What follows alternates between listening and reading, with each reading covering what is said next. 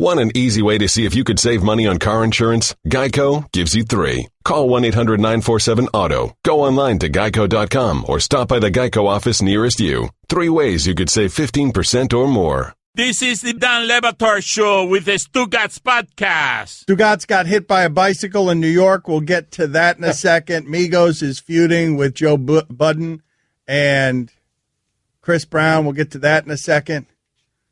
Cody Bellinger doesn't know who Jerry Seinfeld is.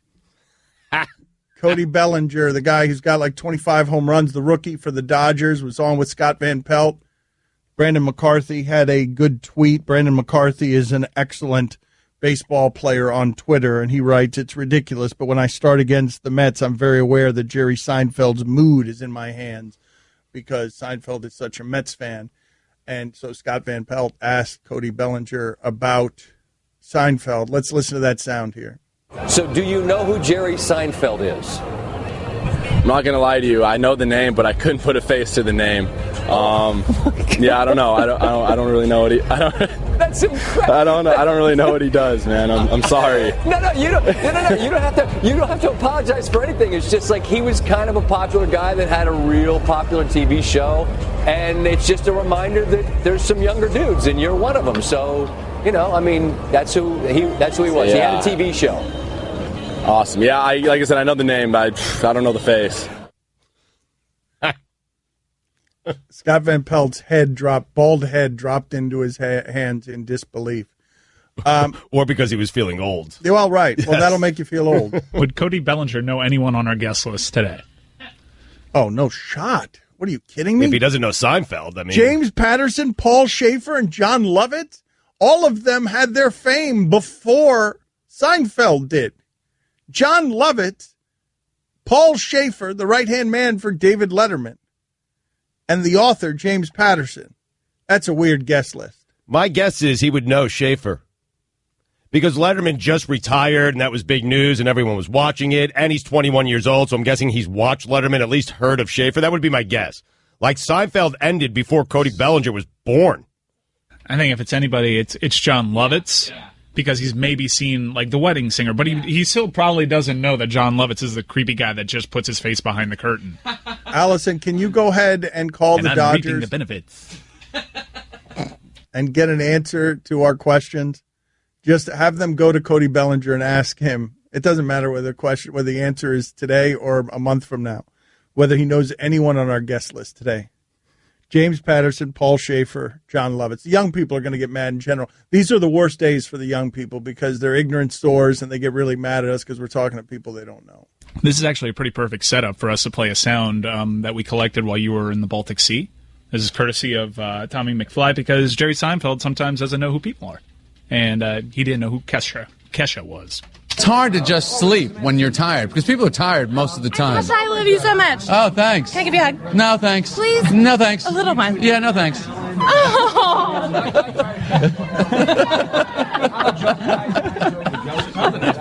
I don't know who that was. Yeah, that was Kesha.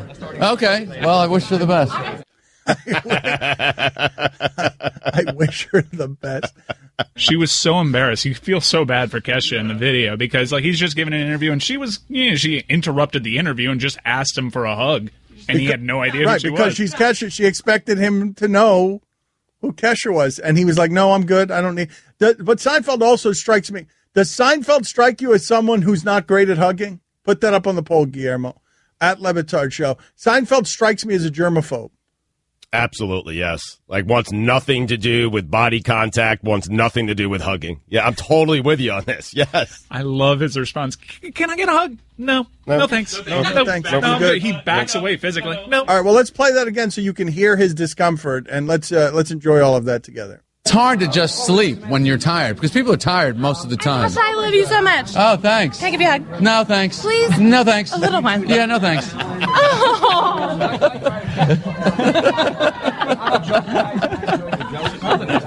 I don't know who that was. Yeah, that was Kesha. Okay. Well, I wish her the best. I wish her the best not hugging me. Who in sports looks like that? Who in sports looks like they would be uncomfortable with you hugging them? Because there's a neuroses there, right? With Seinfeld. Give me somebody in sports who looks like that. Before we do that, though, I saw a movie last night. This has never happened to me before. Never. Bill Belichick. Bill Belichick strikes you as a bad hugger? I don't know. No, someone tries to hug him and he steps away. What are you doing? I don't know. I'm not certain about that one. Have you guys seen Buried? Is that the Ryan Reynolds movie? Yes. Where he's buried? Yes. No, I haven't. It's uncomfortable. This has never happened to me before. I had to stop watching a movie that was creating all the desired effects because I'm spending an hour in a coffin with a guy trapped in a coffin, being tortured, being extorted, and he's buried. And I got so claustrophobic watching it that I had to stop watching the movie. I was enjoying how little I was not enjoying it, because I was squirming the entire time I was watching the movie. It had exactly the desired effect, which is make the audience feel claustrophobic. The movie couldn't have cost very much to make because the budget had to be tiny because the whole thing is Ryan Reynolds. The scene never left the coffin for an hour. There was a movie called The Vanishing. I think Jeff Bridges was in it way back. Now, I'm not saying it was this, but I couldn't get through that movie. No, but Stugotz, that was... someone was buried alive, That right? was Kiefer Sutherland. Yeah. And it was much easier to watch than this because there were scenes outside of the coffin. Conflicting reports on the budget. I see Wikipedia says $2 million. I Googled it. It said $3 million. Box office raked in $21.3 million, according to Wikipedia. It's a good movie, but I've never had this happen to me before, where what the director and what the actor were trying to create absolutely reached me. And I understand why that movie didn't do better, even though it has Ryan Reynolds in it, Mike. Who wants to sit there and feel like that for an hour and a half?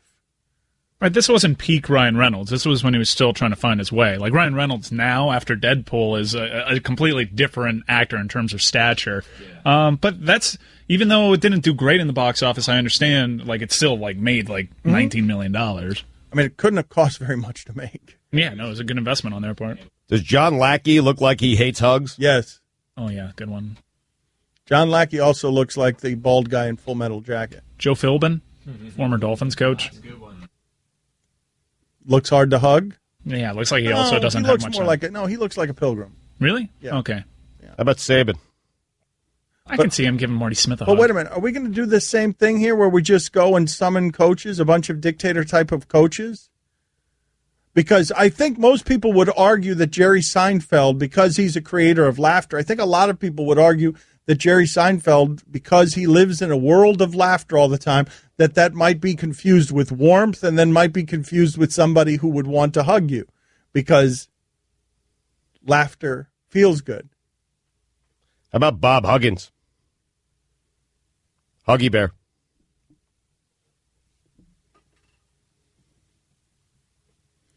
Guillermo, why did you find that so funny, Guillermo? Because you didn't laugh at Bob Huggins, even though I know what he was doing there.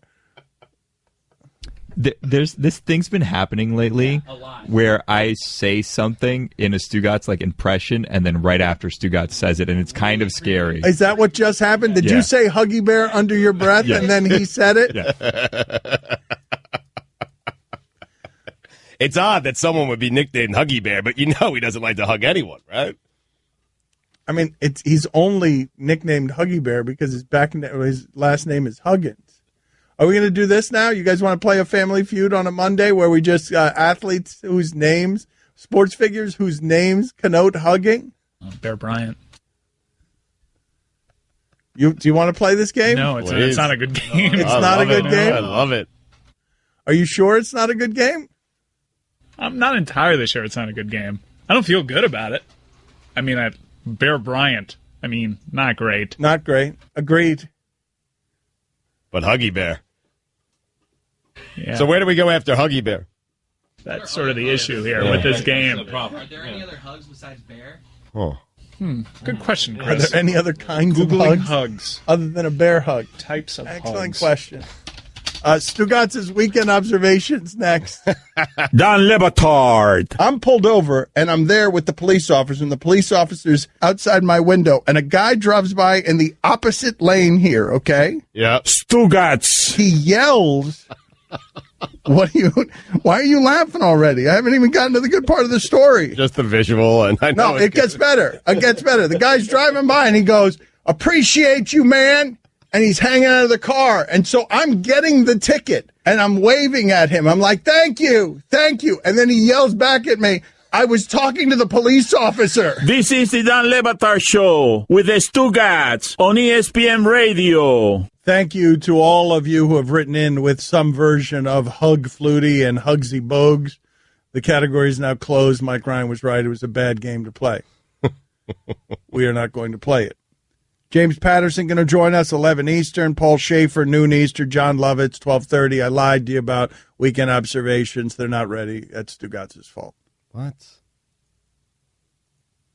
I mean, I sent them in, man. It's Mike's editing them. It's no one's fault. There's no one to blame here. We're just doing them in 10 minutes. That's all.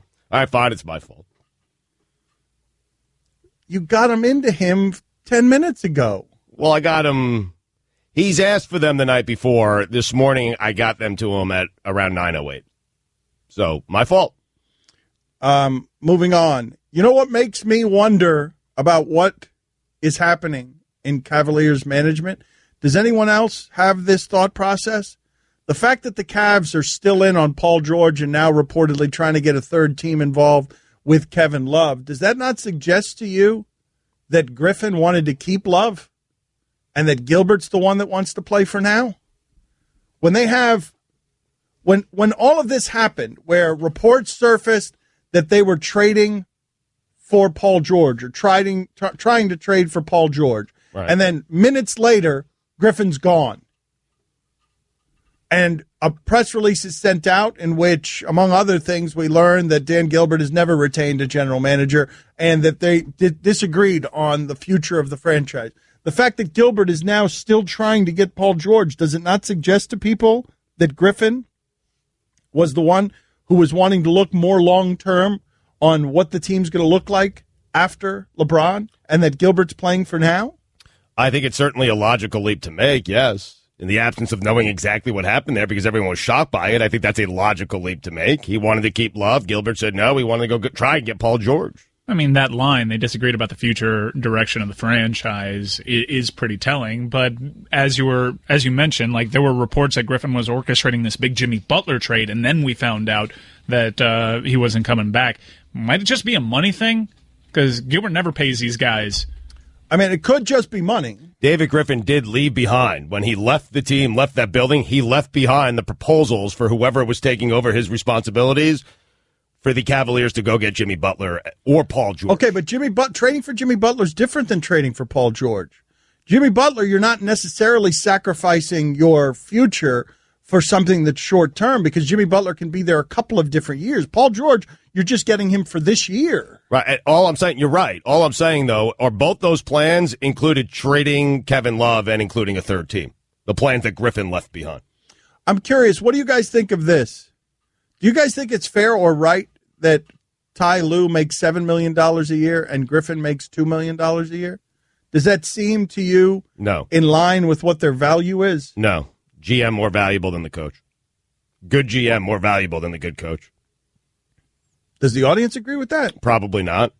So why do salaries reflect that the middle manager is more valuable than the manager?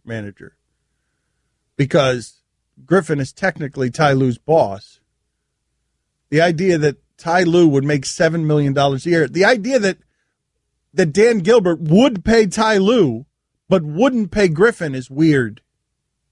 Doesn't Jerry West, and he's not even the GM, he's a consultant to these teams. Isn't he making like $5 million a year? Is he? So if you're David Griffin and you're doing it full time, you're not consulting anyone. It's actually your job to make day-to-day moves and changes for your roster. Yeah, I can see how he'd be upset by that. I don't think that the audience necessarily agrees with us on this, though, because I do think that most people... All right, put it on the poll, Guillermo. Who's more important, the coach or the general manager? I mean, future direction of the franchise, that's such a big umbrella. You could lump in a general manager's salary under there, too. Like, they disagreed about the direction of how much they would pay David Griffin. But what sense does it make that David Griffin would be making $5 million a year less than Ty Lue? What sense does that make? It doesn't make a lot of sense. I'm trying to find out the highest paid general manager in the NBA. Well, that's probably one of those combo guys like Pop. Like, he has so many responsibilities. Stan Van Gundy, Tom Thibodeau as well. Are you guys in agreement with me? Because some people are writing here, here's Dan's criticism of every single NBA transaction from now on. It doesn't make them better than Golden State, so who cares? Not necessarily, but I have said before, if you've been following this show, you know I'm fairly consistent about this. I believe that all of this free agent noise that we get consumed with is largely irrelevant, unless you get Peyton Manning or Kevin Durant or LeBron James. But largely, we make these noises around free agency. We're talking about Paul George and Jimmy Butler as if they're difference makers, when Paul George is only a difference maker to one team. One. Correct. One. And it's not Los Angeles. It's Cleveland. Paul George can only legitimately help next year one team. Maybe San Antonio? Maybe? No. One team. Okay. Paul George, because of what I'm about to say. Minnesota just traded for Jimmy Butler because they're trying to close the gap with a Golden State team that has 5 players as good or better than Jimmy Butler. Like, if I opened it up to you right now and said to the audience, who would you rather have? Durant or Butler? It's Durant. Curry or Butler? It's Curry. Clay or Butler? Some Clay, some Butler. Same player. Draymond, Butler? Some Butler, some Draymond. And I remind you again that Iguodala, when he was with Philadelphia as their number one player, was putting up Jimmy Butler numbers efficiently and was an 8 seed and was getting knocked out of the playoffs in the first round. Iguodala was Jimmy Butler in Philadelphia, give or take a couple of points. Iguodala was scoring 20 points a game efficiently in Philadelphia. So that's what you're chasing. And to me, it makes it so hard for everybody. It's the thing that you've been complaining about, when you're basically trying to catch a team that's 5 Jimmy Butlers. Right. Well, it's made the offseason fun because everyone's trying to catch up with the Golden State Warriors, but it's made the actual season dreadful. But when you only have one, you're Indiana or Chicago. When you only have one Jimmy Butler, you're 7 or an 8 seed in a bad conference. Or if Iguodala is your best player, you're a 7 or an 8 seed in a bad conference. Not that we have to get bogged down in this, but you don't think if Paul George goes to San Antonio, that doesn't make a difference? Because then Kawhi's not shouldering like that huge offensive load that makes him a lesser player, I like think overall Golden on the State defensive end. is a lot better than everybody that they're playing against, them included, and whatever. Like, if you want to make that argument, you can make that argument. The larger point is that Paul George doesn't help much of anybody. Like, that's where you are with your league, that adding Paul George, adding Gordon Hayward doesn't end up making that much of a difference. Dynamite!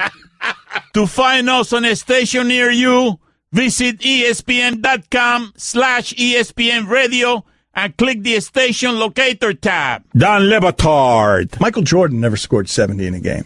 No, but he scored 60-something in a legendary playoff game that they won. Stugotz. They lost. Did they really? They lost, yeah. Wow, breaking news. Yeah. Spoiler alert. This is the Don Le Batard Show with the Stugotz on ESPN Radio. You guys are funny. You get mad at Kevin Durant for ruining the league, and then I point out to you that you could add Jimmy Butler and Paul George to most teams and not make them as good as the Golden State Warriors, and you get mad at me because you're like, what, Dan? So LeBron should just quit? Eat a fat one. It's weird because I'm detached from this. I can separate, for me, I can separate, yes, what Kevin Durant has done has harmed the league, and no, it's not Kevin Durant's job to take care of the league. Yeah, but I can't. Most people can't. Okay, but congratulations to you for being able to do it, but most can't. He's ruined the NBA for everyone else. You care about the league, man. You love the NBA. It's not his job. I do love the NBA. It's not his job. I'm not saying his job is to win titles. His job. He looks like he's enjoying the holy hell out of his job right now. Well, good for him because the rest of us aren't. Okay. Not his job. Here we go. Kevin Durant take from Stugotz. I'm not going to give it today. I'm just not. I'm just saying he's wrecked the league for everyone else. I mean, it's fine. Listen, the offseason is entertaining and it's fun. But once we get to the regular season, no team has a shot. Let's move on. Can you guys get the sound of me growling by a bowl and just saying one to Stugotz, that one team is helped by having Paul George growling like a dog by a bull. One.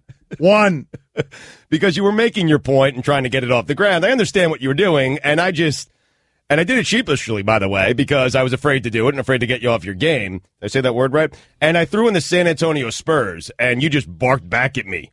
One. Have you seen this like growing trend of when you win an NBA championship, you wear like a really petty hat? Well, like LeBron did the petty hat with like the Kermit drinking tea. And yesterday I saw a photo of Kevin Durant with a hat that had a cupcake on it, but instead of a cherry on top of the cupcake, it was a championship ring. Get over yourself. Seriously. Are you ready to do your weekend observations, or are they not ready yet? I mean, they're ready. It should be a shortcut on top of that hat. Seriously. He should just have a hat with a shortcut on it? Yeah. The back of his jersey should read shortcut. That's his new name, by the way. Shortcut.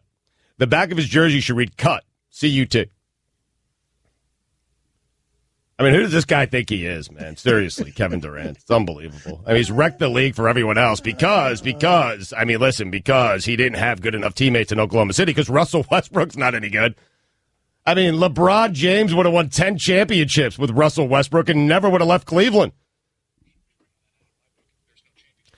And there shouldn't be a ring on top of that hat because in my book, in my personal record books, he doesn't have a ring.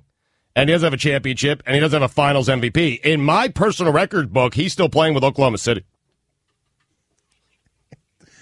Should just be a cupcake. Seriously. And stop reminding us that you were a big part of winning the championship. Jeez, we get it already. And you weren't. Because that same team, well, he wasn't. I mean, that same team without you won a championship already. That's the point. That's the point, KD. The same team without you. With Harrison Barnes and Andrew Bogut, they won a title, and they would have won a second if Draymond Green not kicked out of the NBA Finals. And now I think Draymond Green did that purposely because he exchanged one title for 7 or 8 in a row. That's a smart move by Draymond Green, if indeed he did that purposely. But Kevin Durant, you leaving Oklahoma City, not a smart move. Dumb move. Because no one will ever look at you the way they look at Michael Jordan. No one. No one. Not even LeBron James. Took a shortcut, man. People don't like people who take shortcuts. They don't like it. I'm telling you. They like other people. Like if I am driving through my town, my hometown, and I say, hey, here's a great shortcut, and the drive was going to take 8 minutes, but instead I'm going to get you there in 4, that they like. But they don't like it with their athletes. They're held to a higher standard, and they should be. You want to know why? This is competition. Don't join the team that you couldn't beat. Stay there and build a team that could beat the team you couldn't beat. It's a bad job by KD. Cupcake. I mean, I do think you should be calling him. Shouldn't you be calling him Cutcake? Cutcake. That's better. Dynamite! Dynamite! Ruin your line, man. Oh, there's no library? Okay. Right. My bad. There's no library there. Stugotz's weekend observations next. Don Le Batard. Up to 40% off best-selling bouquets and gifts perfect for Valentine's. I said Valentine's. Stugotz. Up to 40% off best-selling bouquets and gifts perfect for Valentine's. I said it again. I can't believe I did that. Well, I can. Am I kidding? Shocked that I went Valentine's. Bobby Valentine. This is the Don Le Batard Show with the Stugotz on ESPN Radio. Texter writes in, is there really nothing else to talk about that you guys are still on this KD thing? We get it. Stu gives him no credit. Enough already. Who else, Stugotz? Stugotz is so funny because just a second ago, Stugotz heard that rejoin of him calling him Bobby Valentine and then snorting into the microphone, clearing his throat, and he's like, God, I'm disgusting. But right before saying he was disgusting, he was giving me his personal list of all the other guys who haven't won championships according to his personal ledger. Yep, Ray Bork. My personal record book, Ray Bork does not have a Stanley Cup championship. He has never hoisted the cup. He has never drank out of the Stanley Cup. Ever. Never. He had to go to Colorado because they couldn't win one in Boston, and they couldn't surround him with enough talent in Boston, even though he had enough talent in Boston with Cam Neely and guys like that. And so Ray Bourque had to go to Colorado to win a Stanley Cup, and for me, it just doesn't count. This is a funny game we can play. Pudge Rodriguez belong in the Hall of Fame? In your personal Hall of Fame? Is he in your Baseball's, is he in the Hall of Fame? Your personal Hall of Fame. Yes, he's in the regular Hall of Fame, or he's about to get in. But is he in my personal Hall of Fame? Yeah, Pudge is certainly one of the 5 greatest catchers I've ever seen. He is in my Hall of Fame. But what about those steroids you don't care about in your personal Hall of Fame? Those enhanced the game. They made the game more enjoyable, made the game better, made my viewing experience better. It's all about me, Dan. Right. Okay. Yes. No, I mean, come on. Bonds, all those guys are in. Hall of Fame's a different thing than the championship. Yeah. I feel like, they're like championship T-shirts that have been erased. Ray Bourque, not a champion. Like, that's huge. And then what an embarrassment that Boston threw Ray Bourque a parade for a Stanley Cup that he won in Colorado. That is an embarrassment. If ever a city should be embarrassed about something, Boston should be embarrassed about that. Well, the parade never happened. Oh. Sure about that? No, the parade never happened because he never won a championship in your personal record book. If he never won the championship, that parade never happened in my right. That parade never happened, but the actual parade did happen. Right, you forgot, you forgot. I was rushing to Google to make sure there was an actual parade. No, there was a parade, but okay. But that's pretty lame, right? Time now for Stugotz's weekend observation. Cam Newton, Ray Bourque. It is time for Stugotz to share his game notes. No one in the media will tell you what happened better than my boy Stu. At Adam Oates. Cam Newton? What just happened where you threw Cam Newton in the middle of things? Cam Neely was at Cam Neely, yeah, he had Adam Oates. I mean, he was surrounded with great players. And Ray Bourque, if he was great, he would have gotten it done. I mean, seriously, at John Oates, Cam Newton. Dan Cody Bellinger can mash. If Cody Bellinger and Aaron Judge were on the same team, you know what they would be called? The Mash Brothers.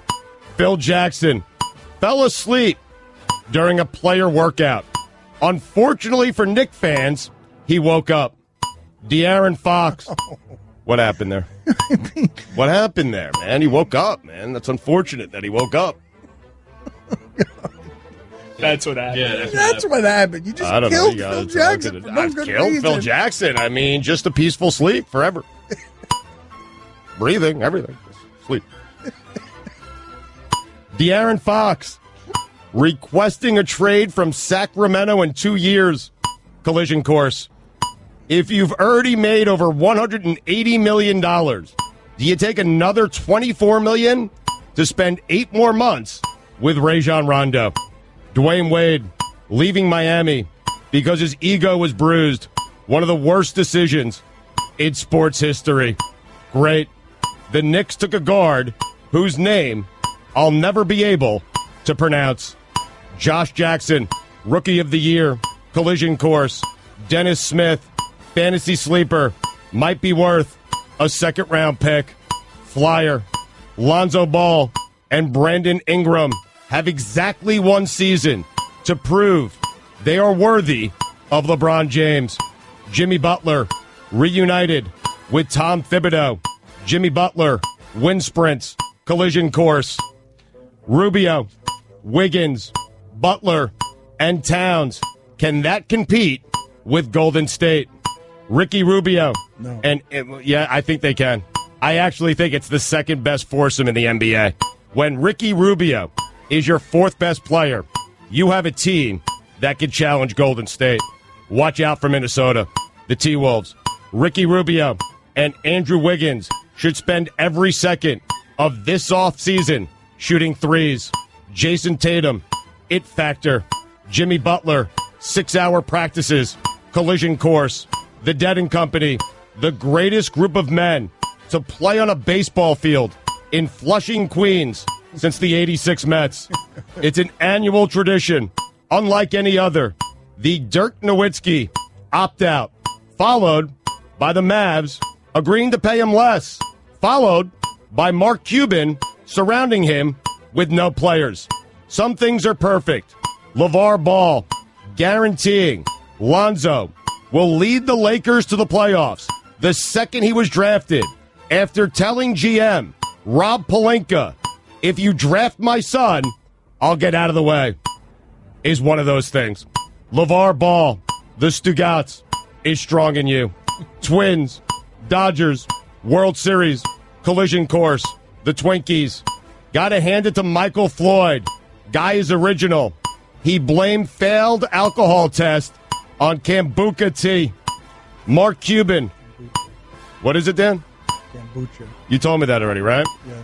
Kombucha tea. Mark Cuban hopes to emulate Jerry Jones. Odd. Who would want to go through that much plastic surgery? Back-to-back headlines over the weekend. Chiefs want to interview Louis Riddick about their GM opening. Louis Riddick hasn't heard from the Chiefs about their GM opening. Seems to be a disconnect. Not sure if Aaron Rodgers is the best quarterback I've ever seen, but I am sure he's the best I've ever seen at $100,000 pyramid.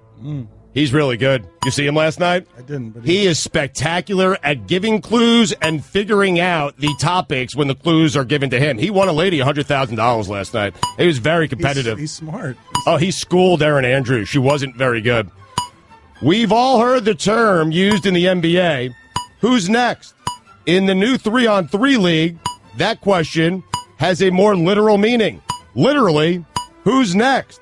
Because everyone in that league is going to get injured. Kevin Durant, when you are constantly trying to remind people how important you were to Golden State, winning a title, you know what it means? You're trying too hard. And you know what that means? It means you took a shortcut.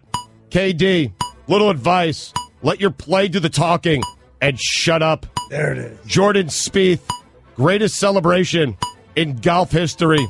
Kevin Pritchard said Paul George news was a gut punch. Kevin, you know what re-signing Lance Stevenson felt like to Paul George? A kick in the groin. You're even. Haven't confirmed yet, but my sources are telling me that Thibs was wearing a ski mask when he made the Jimmy Butler trade. Keep you posted on this one. Dwayne Wade, you agree to a buyout and sign with the Cavaliers. I promise to do everything in my power to make sure your jersey never gets retired in Miami. Don't do it. I'll take care of business. Do not do it. And that statue, not happening. Mets GM Sandy Alderson, in an effort to justify the promotion of Tim Tebow, made up stats like chase rate and exit philosophy. Code for he puts fannies in the seats. Tim Tebow just killing time to the big call up. The call up to heaven. A place Art Briles will never see. Because he'll be spending his next life in hell. Dan, those are the weekend observations. Exit velocity. I don't care. Not exit philosophy. I was in a rush. James Patterson next. Okay, Kevin, for the grand prize of $1 million, what color is the White House? I know this. 5 seconds. Oh, switching to Geico could save you a bunch of money on car insurance? Okay. Judges? That's true, Kevin. They'll allow it. Congratulations. You're a winner. Woo! Geico, because saving 15% or more on car insurance is always a great answer. Daddy, where do babies come from? Honey? Mommy went to the store. Oh, well, you see, there's a mommy and a daddy, right? Right. And see, when they call Geico, they could save a bunch of money on car insurance. Oh, really? And that makes them happy? Yes, that makes them very happy. That's good. Yeah. Well, I'm glad we could have this talk, Sunshine. Geico, because saving 15% or more on car insurance is always a great answer.